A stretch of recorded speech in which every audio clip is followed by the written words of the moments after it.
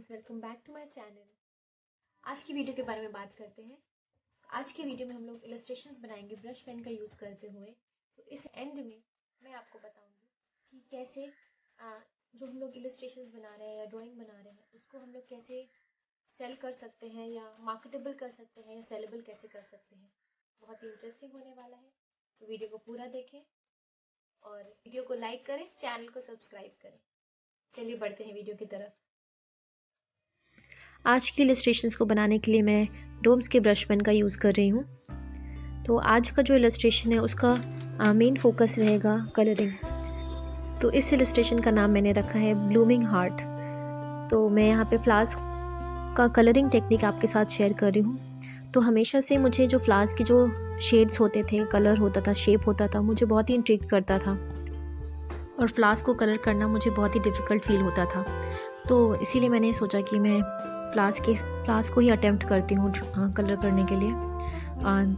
चलिए देखते हैं कैसा ये उभर के आता है। तो मैंने यहाँ पे 3 कलर के शेड्स लिए हैं इस फ्लावर को बनाने के लिए। आर्ट को इम्प्रूव करने के लिए आपको सिर्फ 2 चीज़ों की ज़रूरत होती है, ऑब्जर्वेशन और प्रैक्टिस। तो आगे के वीडियो में मैं आपको बताऊँगी कि कैसे इन इलस्ट्रेशंस को आप मार्केटेबल या सेलेबल कर सकते हैं। तो वीडियो में बने रहें। हर वीडियो में मेरी कोशिश रहती है मैं आपके लिए कुछ ना कुछ नया लेके आऊँ और कुछ नया आप हर एक वीडियो में सीखें। बेस्ट तरीका का फ्लावर्स की कलरिंग को सीखने के लिए है लाइव स्टडी, जिसमें आप एक रियल फ्लावर लेते हैं और उसको ही ऑब्जर्व करके ही उसको कलर करना सीखते हैं। और ऑब्जर्वेशन, टाइम और प्रैक्टिस के साथ आप उसमें फिर इम्प्रोवाइजेशन भी कर सकते हैं अपने अकॉर्डिंग। लाइफ स्टडी के लिए सबसे अच्छा कलर मीडियम होता है वाटर कलर, मगर मुझे ब्रश पेन के साथ काम करना ज़्यादा पसंद है क्योंकि ये थोड़ा हैसल फ्री मुझे लगता है। और कलर करने में एक हैसल होता है कि कलर बनाना, तो इसमें इतनी अच्छी वाइड रेंज है कलर्स की, तो मुझे इनके साथ काम करना अच्छा लगता है और इसको मैं वाटर कलर की तरह भी यूज़ कर सकती हूँ। तो आगे की इलस्ट्रेशन में आप देखोगे कि मैं ब्रश पेन को वाटर कलर के जैसे कैसे यूज़ कर रही हूँ। यहाँ पे मैं हार्ट को ब्लैक ग्लिटर पेन से कर रही हूँ। तो जैसे कि आपने पिछली क्लासेस में देखा होगा कि लाइंस की प्रैक्टिस आपको यहाँ पे बहुत काम आने वाली है। तो आपका फेवरेट फ्लावर कौन सा है मुझे कमेंट सेक्शन पे बताएं। लूज फ्लोरल कलरिंग के लिए आप मेरा लास्ट वीडियो भी चेकआउट कर सकते हैं।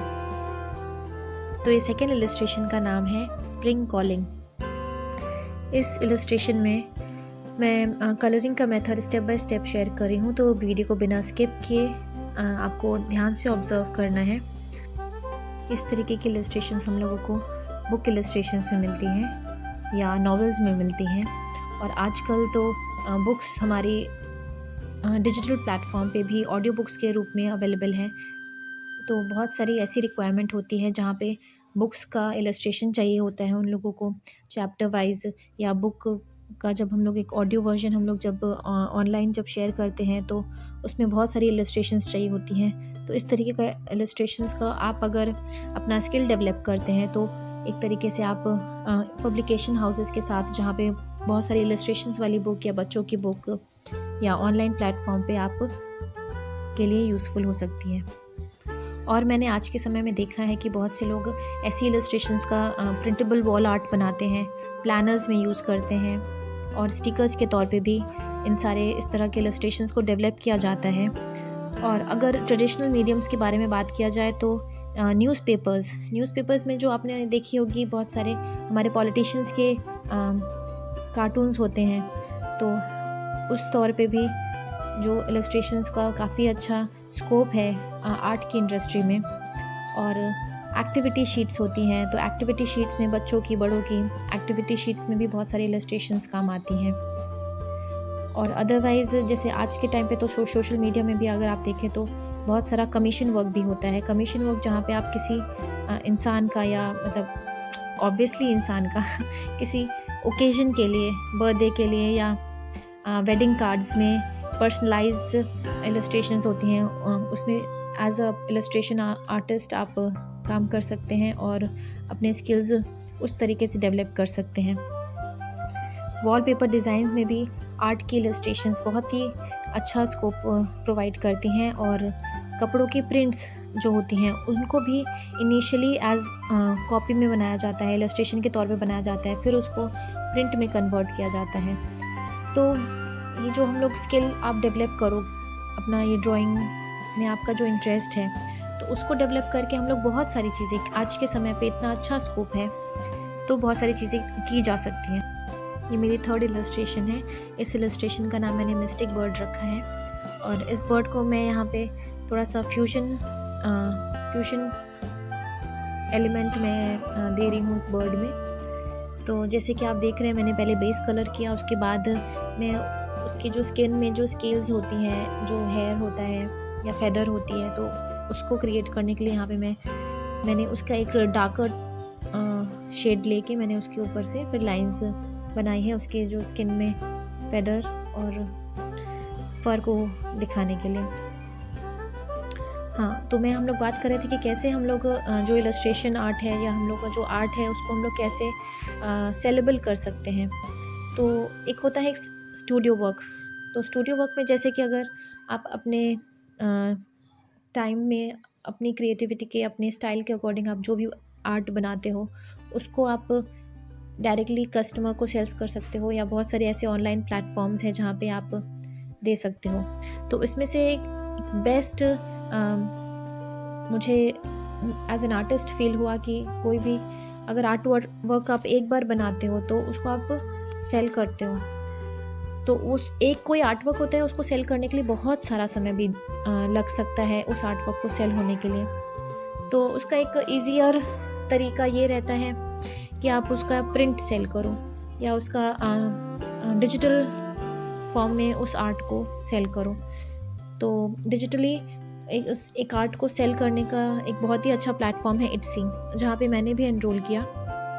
वहाँ पे ऐसा होता है कि उसका एक बेस्ट फीचर है इट्सी का कि जहाँ पे आप फिज़िकल आर्ट भी सेल कर सकते हो और उसका डिजिटल फॉर्म भी सेल कर सकते हो। तो एज एन आर्टिस्ट ये बहुत ही माइंड ब्लोइंग प्लेटफॉर्म है जहाँ पे आप डिजिटल अपना आर्ट सेल कर सकते हो। उसमें जैसे आपने अपने आर्ट की एक फ़ोटो डाली एक अच्छी रेजोल्यूशन की, एक अच्छे साइज़ में, तो अगर कोई उसको ख़रीदना चाहता है आपका आर्ट या आपके आर्ट का प्रिंट ख़रीदना चाहता है, तो उसको वो डायरेक्टली पे करता है और वो जो इमेज है वो डाउनलोड कर लेता है। इसका एक मेजर बेनिफिट है कि आपको एक ही आर्ट वर्क के ऊपर 10 टाइम्स काम नहीं करना पड़ता है, और एक काम के लिए आपको 10 टाइम्स रेवेन्यू मिलता है। चलते हैं 4th इलस्ट्रेशन की तरफ। तो इस इलस्ट्रेशन में मैं ब्रश पेन को as a water colour technique में यूज़ करूँगी यहाँ पे। तो जैसे वाटर कलर में होता है, हम लोग लेयर बाय लेयर काम करते हैं कलर को मिक्स करते हुए।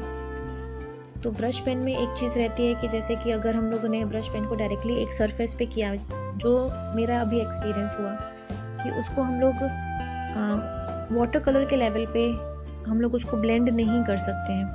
तो इसलिए ये भी एक तरीका है ब्रश पेन को यूज़ करने का। यहाँ पे मैं वाटर ब्रश को यूज़ कर रही हूँ, और मैं जो 2 कलर्स हैं उसको, जैसे हम लोग वाटर कलर को यूज़ करने के लिए हम लोग 2 कलर्स को मिक्स करते हैं, लेयर बाय लेयर उसको डार्क करते हैं, तो मैं सेम टेक्निक का मैं यहाँ पे यूज़ कर रही हूँ। और आगे जाके मैं फिनिशिंग करने के लिए मैं पेस्टल ब्रश पेन्स के साथ उसके जो हेयर्स हैं और आउटलाइनिंग में ब्रश पेन से डायरेक्टली करूँगी। अभी मैं जो ये जो डियर है उसका मैं बेस कलर कर रही हूँ। तो हम लोग यहाँ पे आर्ट को सेल करने के बारे में जैसे हमारा डिस्कशन था, हम लोग आगे बढ़ा रहे हैं। तो जैसे कि एक आर्ट को बनाने के लिए हम लोगों को, एक आर्टिस्ट को बहुत समय लगता है और बहुत सारा थॉट, बहुत सारा आइडिया जाता है। तो अगर जैसे कोई भी एक आर्ट वर्क होता है तो उसको एक आर्ट वर्क जो एक ओरिजिनल आर्ट वर्क है उसको सेल करने के लिए उसका प्राइस बहुत ही ज़्यादा बढ़ जाता है, क्योंकि वो एक यूनिक आर्ट पीस है और उसमें एक इंडिविजुअल का बहुत सारा टाइम एंड एनर्जी और एक्सपीरियंस लगा होता है। और मार्केट में यूजुअली कोई एक अच्छे ओरिजिनल आर्ट पीस के लिए उतना ज़्यादा डिमांड नहीं होता है, क्योंकि एक अलीट होगा जिसका टेस्ट होगा आर्ट के लिए, वही खरीदेगा उतना एक्सपेंसिव। जैसे कि art works lakhs 2 lakhs crores, auctions में तो करोज़ में भी बिकती है ना। तो हम लोगों का एक नया आर्टिस्ट कैसे अर्न कर सकता है, क्योंकि एक नया आर्टिस्ट तो उतना एक्सपेंसिव आर्ट ना वो सेल कर सकता है, ना ही उसका डिमांड है मार्केट में उतने प्राइस पे। तो एक नए आर्टिस्ट के लिए बेस्ट मीडियम होता है आर्ट सेल करने का प्रिंटेबल आर्ट। तो वो जैसे अपने आर्ट का बहुत सारा प्रिंट जनरेट कर सकता है और एक आर्ट पीसेस को वो 10 टाइम्स या 20 टाइम्स वो सेल कर सकता है। उससे क्या होता है, उसकी प्राइस कम हो जाती है और ज़्यादा से ज़्यादा लोग ख़रीद सकते हैं। और दूसरा तरीका है डिजिटल आर्ट। तो डिजिटली उसको आप जैसे इट्सी जैसे प्लेटफॉर्म पे डाल के उसका डिजिटल जो वर्क है आप सेल कर सकते हैं। कमीशन वर्क भी एक इनकम स्ट्रीम होती है, जिसमें कि एक आर्टिस्ट जैसे फैमिली पोर्ट्रेट, पेट पोर्ट्रेट के ऊपर काम करते हुए एक अपनी इनकम जनरेट कर सकता है। अगर यहाँ तक आपने वीडियो पूरा देखा तो कमेंट सेक्शन पे लिखिए I watch till the and. Description में आपको मेरा सोशल लिंक और ब्रश पेन का लिंक मिल जाएगा। चैनल को सब्सक्राइब करना ना भूलें, क्योंकि ऐसे ही मैं हर हफ्ते आर्ट से रिलेटेड इंटरेस्टिंग और वैल्यूएबल कंटेंट बनाती रहूँगी। तो चैनल को सब्सक्राइब करें और अपने फ्रेंड्स के साथ शेयर करें। Thank you. See you in the next video.